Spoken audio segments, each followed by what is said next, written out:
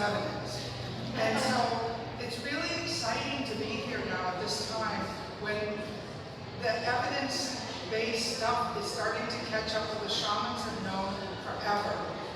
And that is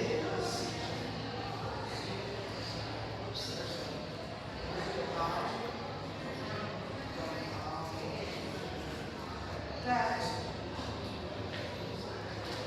everything is connected. Shamans have known forever that everything is alive with energy and everything in the world is connected. And I wrote this book. Trust me, when I started to write this book, I thought I was writing a book for my coaching clients. And what better metaphor was the wind? But what I didn't realize at the time was that wind was there at the beginning. Wind was the story of creation. It was the ultimate connector of the quantum field, was the wind. And that is so much true that every single religion has borrowed from the wind.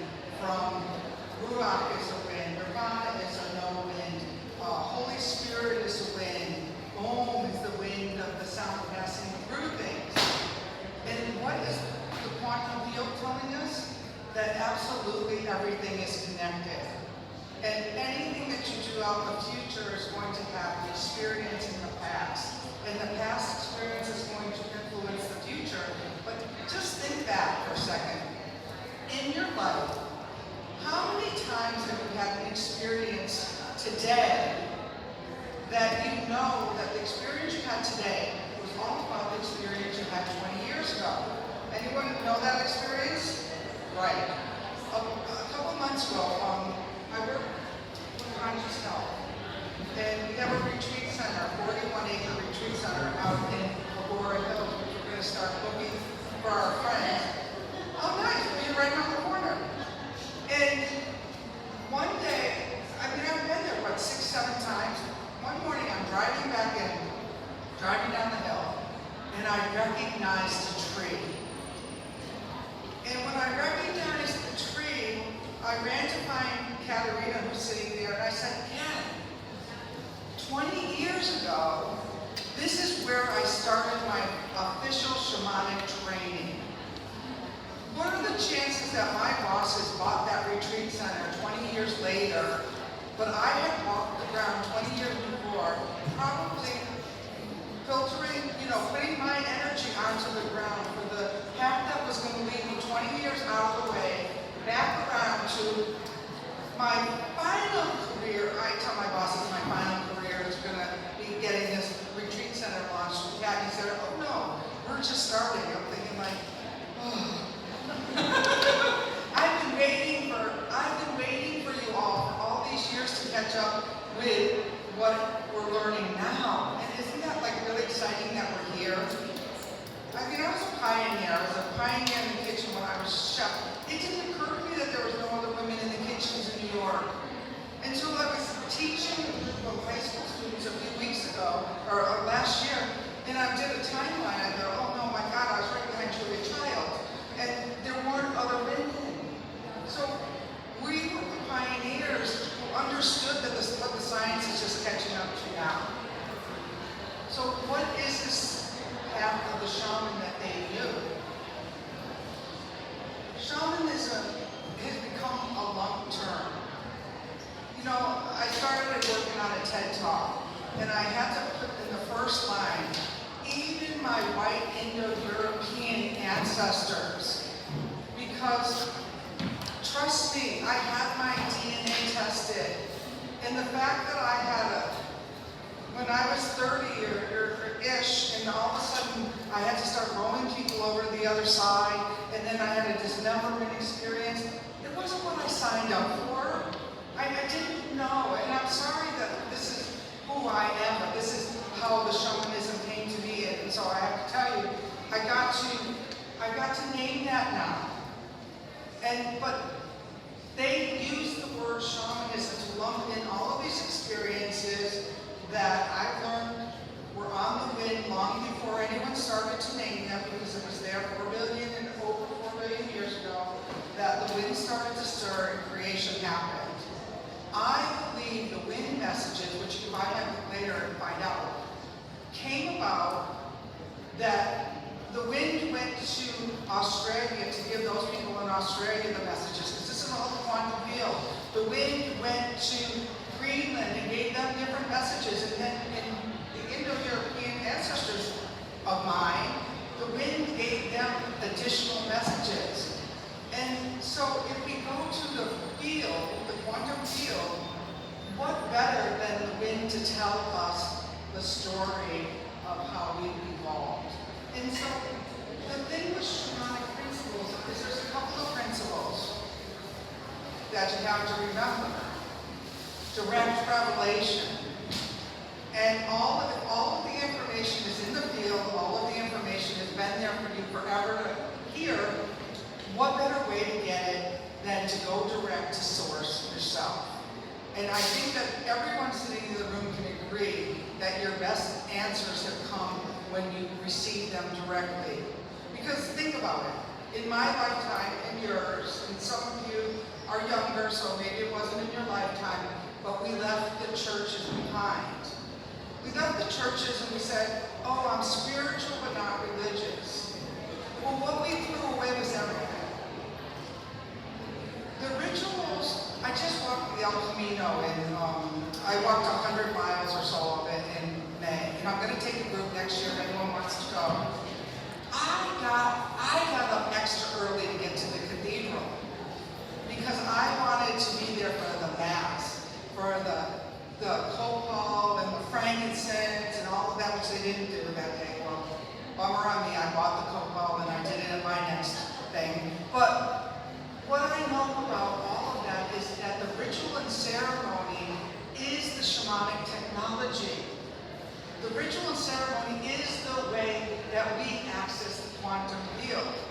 And it's always been that way, but we've just finally got science catching up to say, oh yeah, maybe they had something there. Maybe they knew something. All of these technologies, these sound technologies, all of these things out there really are accessible to you. These are shortcuts. Take advantage of them because, you know, who needs to, when 30-some years ago, I was having a mental deficiency. Lots of things were going on, but one of the things that was really going on was that I was broken, hearted, and I went to a treatment facility and they put me in a lockdown ward, and I ended up at that point saying, no, I don't want the lithium and I don't want the Zoloft. And I'm talking 30, 35 years ago. I ended up at an Ayurvedic doctor who said, let me heal you. Let me heal your organs. But back then, I was really a pioneer because no one else was talking like that. You know, I did a fire walk and I thought, oh my God, I could walk on fire. And that changed everything. Once I knew that I could walk on coals, I knew that the stories we had been telling ourselves were not true. That there was more to this field and more to this understanding of the universe than we knew.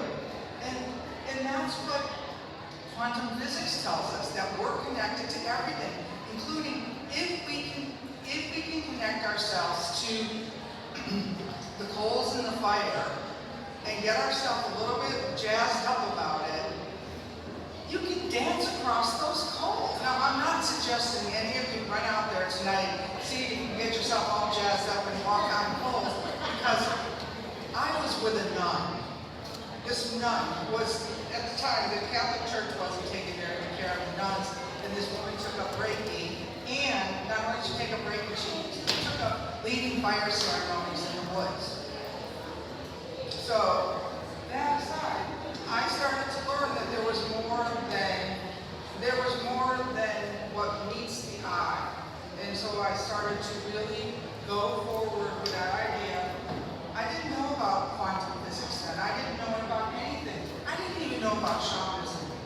First time I walked a spirit over to the other side and got met by the Grim Reaper. I just knew the guy was suffering. I didn't know what I was doing, why there was a canoe, who the Grim Reaper was.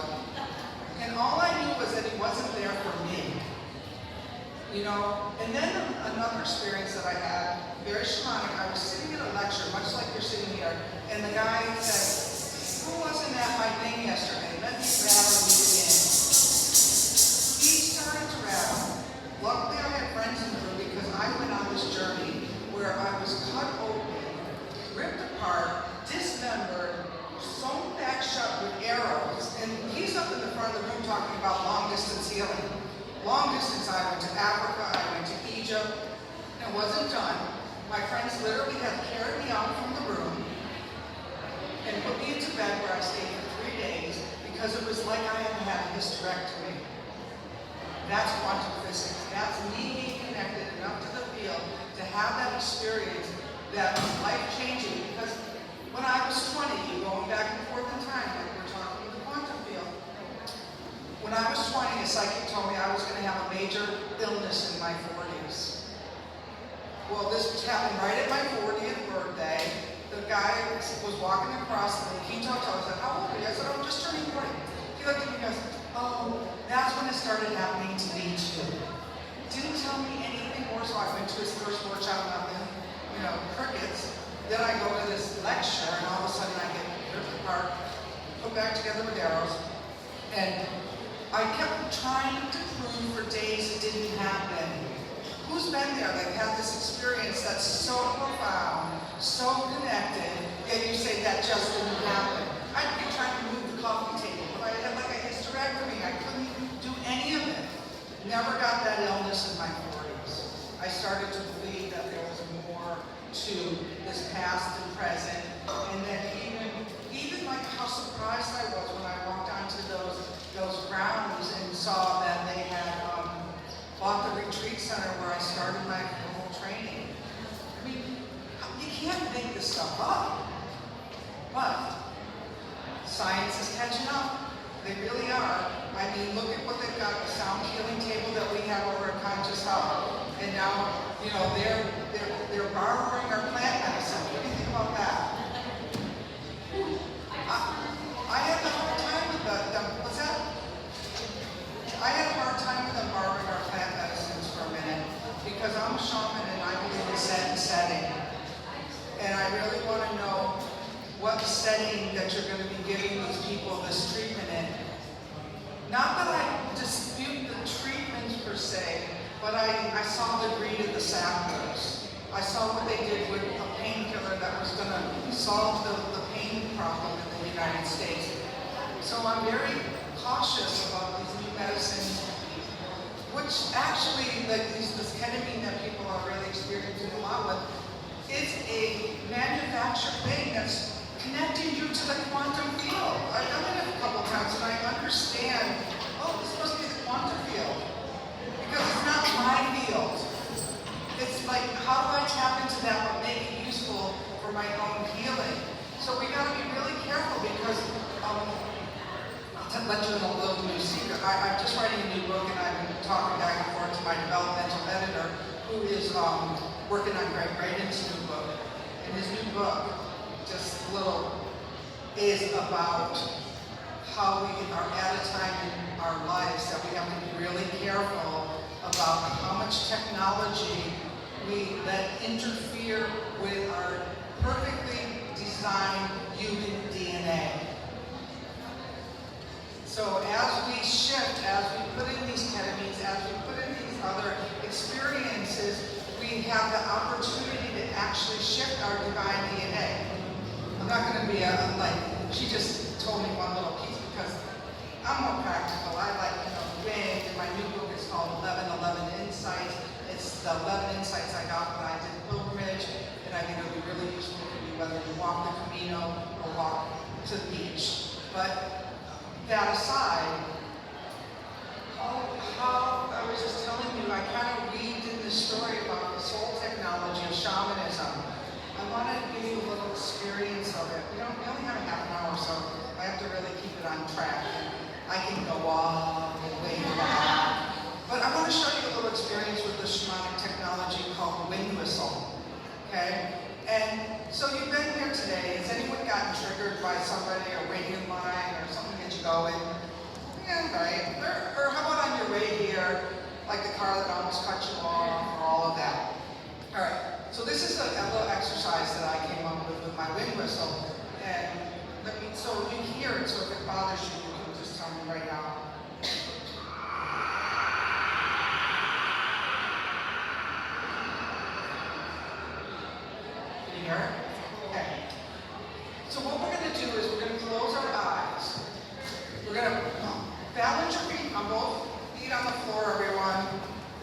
this is a shamanic grounding exercise.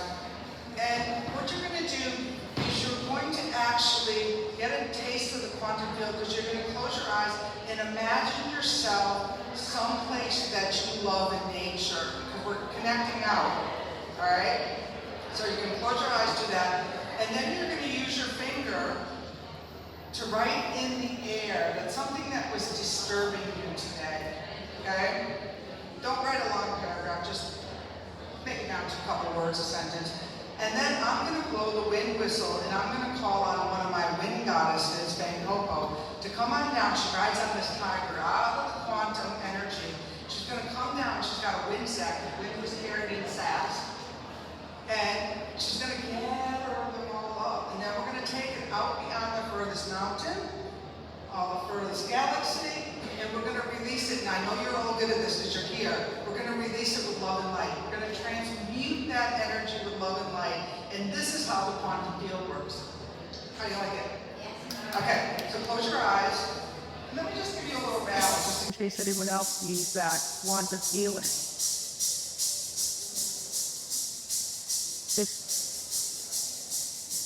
I invite you to close your eyes, ground at your feet,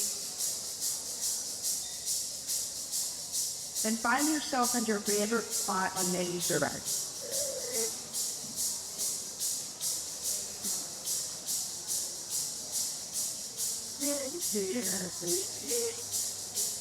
And now I'm going to surround you, and what kind of sky is this?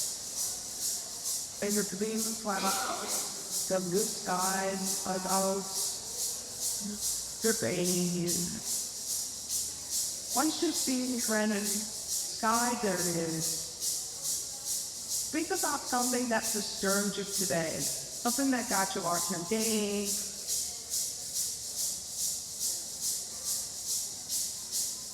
And then it's we're ready to let that go, because it's not serving us. Not serving out anyone, serving out so. Imagine writing that in the sky. Sitting God to sleep with your fingers, just writing it, letting it go, letting it break it.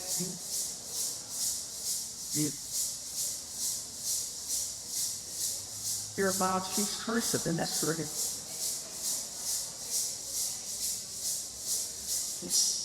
Now, I'm going to call to Madame Bangpopo. She's going to come down from that quantum field, and she's going to bring her wind staff down as she comes, and we're going to, as a group, we're going to gather up these intentions and put them into the wind staff.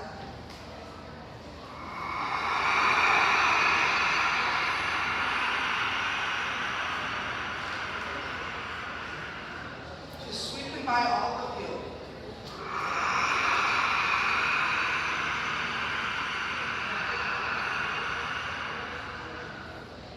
Now we're going to take it together. She's going to go off on that tiger. We're going to help her.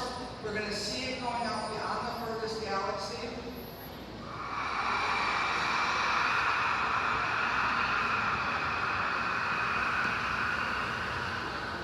We're going to transmute it with love and light.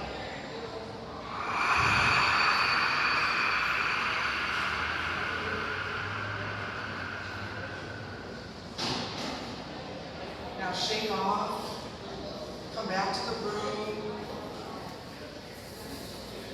you feel a little lighter?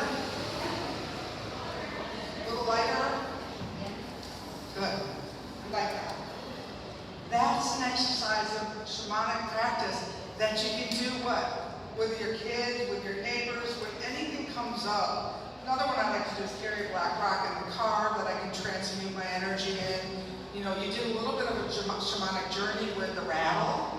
Because they use the rattle to break apart the brain waves because we have access. We just forgot. And the best way to remember your access is through nature.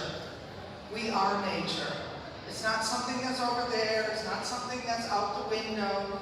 It is who we are. So that means you're as connected to that tree out there as you are to the chair you're sitting in. And part of the quantum field is they know that all of these particles and all of these atoms are connected. It's not a theory. It's who we are and how we are programmed. We just have to remember it. And I think that using this information that you know, that you can journey, that you can meditate, that you can walk barefoot on the earth, all of these things are ways to access that memory of yours. Just like that land remembered me from 20 years before, and you can remember back. It'd be like really good to start to make connections between the strands you threw out to the future, to the strands that are pulling you here today. You know, you're here on divine order, and right now, it is so important that you remember this, because you can't get the truth from the newspapers.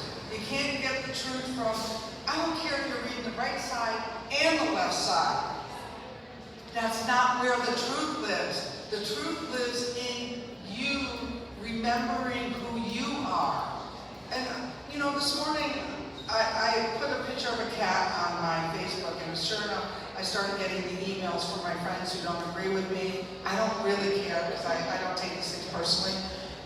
I think more like, I said, yeah, I'm the board president at my HOA, and we own a water utility. To me, that's far more important than any other decision that I make. How am I showing up in my communities? Because friends, I'm going to say we're all friends now. Shamans throughout the ages were, for lack of a better word, they were the presidents of their community. They were the ones who cared about that people were healthy, that the livestock continued, that people had food, and that they could move with the farms.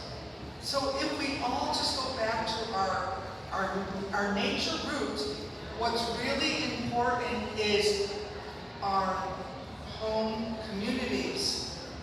You can do far more good by, you know, getting together with a group of people and drumming on a Saturday night.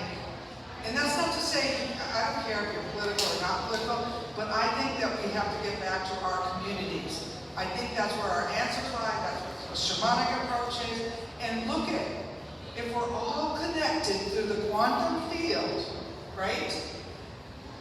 The work that I do with my HOA up on the island in Whidbey Island is going to throw seeds and blow in the wind all the way to Atlanta, Georgia, all the way down to Pensacola, Florida, all the way over to the people who are hearing my message in Holland. That's the difference we can make. And that's how we add good energy to the quantum field. So my call to action to all of you is to remember you are nature. That you are just as much a part of all of that energy field, past, present, and future, as anyone else in the world. And so that the wind you breathe in today is that energy from all around. And that wind that you breathe out is going to go around the world in just a few short days. The wind that we just breathed out here today is going to hit Russia and Ukraine and all of those places within a week. So what is that quantum wind you're blowing out from yourselves today? That's the question that I want to leave you with. That's that. My little marketing, let me tell you. So let's stay connected. I'm going to do a book signing out there afterwards, and if you love the wind whistle, I brought a few of those. Like I said, I'm writing a new book. This one's a little older, but it's published by Hay House, which is quite a nice thing. Not Balboa, Hay House. So I'm a Hay House author. And I teach, just taught a class on sacred, the next class I'm teaching is about sacred passages of death. It's the first time I taught that. Ever since I had that experience when I was 30, I never taught it until I was over 60. It just took me 30 years enough to be comfortable to talk about it. And then I had enough deaths in my life last year to bring me to my knees that I walked the El Camino and wrote a new book. So it's those experiences. Listen, I have a whole new idea about awakened. Let me tell you just quick and then I'll stop. My idea about awakened, I think For years I've been thinking of how awoke I am. You know, I'm present 90% of my life, maybe 95%. And my friends can tell you that's true. You know, like people say, what are you going to do up here when you get here next week? I go, I don't know, I'm still here. I thought I was pretty awake. And then I had a major incident in my life that stopped me in my tracks. And I realized that our idea of the awakened self is a well-constructed fairy tale.